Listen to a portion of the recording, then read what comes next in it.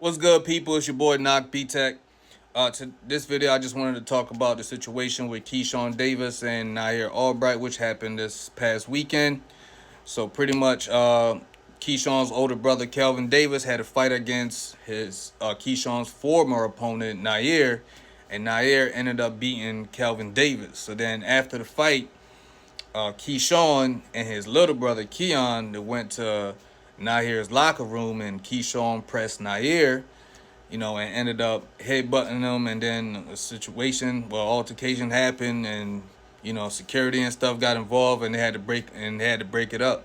Then moments later, another situation happened, or another altercation happened. I believe it was Nair's brother who was being involved. I'm not too sure about what really happened in that altercation, but I just wanted to say, the position that that Keyshawn is in right now. So he pretty much has two options. The first option being he can make a general apology to the public and as well as to Nair, and then just show a more, I guess you could say, like, humble side of him. Whenever he does media interviews and stuff like that. That's the first option. If he wants to try to win the fans back, he basically has to just show a more humble side of him and just, be more pleasant and graceful whenever he does interviews. Second option now, he can play the villain role, meaning that, knowing that a lot of people want to see him lose now, they're going to want to pay to watch him lose. Just like with Floyd. And that's how Floyd ended up making a lot of money in the sport, because you had a lot of people, including casual fans, who really didn't know boxing, but they were paying because they wanted to see Floyd lose, because they felt like Floyd was a very cocky and arrogant fighter. And that's the position where Keyshawn is in right now. If Keyshawn was projected, let's say, to be a pay-per-view star within the next 5-6 years, because of this situation that just happened, it's like those 5 or 6 years now has cut down to like 2-3 years.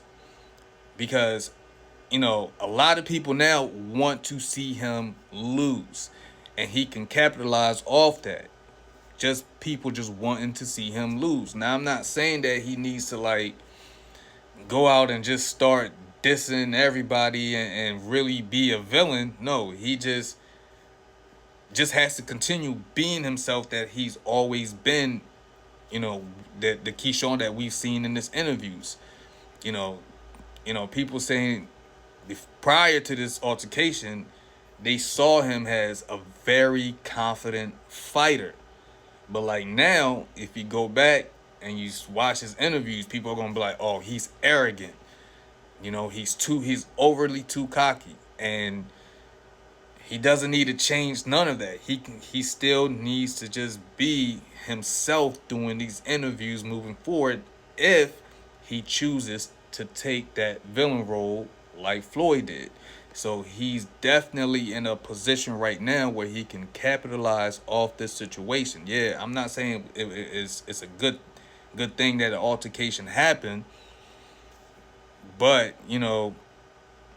sometimes the mistakes you make, you learn from it, and you can gain from it as well. And that's where he's at. I'm not sure what he's thinking, but he's definitely in a position where he can gain a lot from this situation. So y'all let me know what y'all think about this, man. I'll catch y'all later.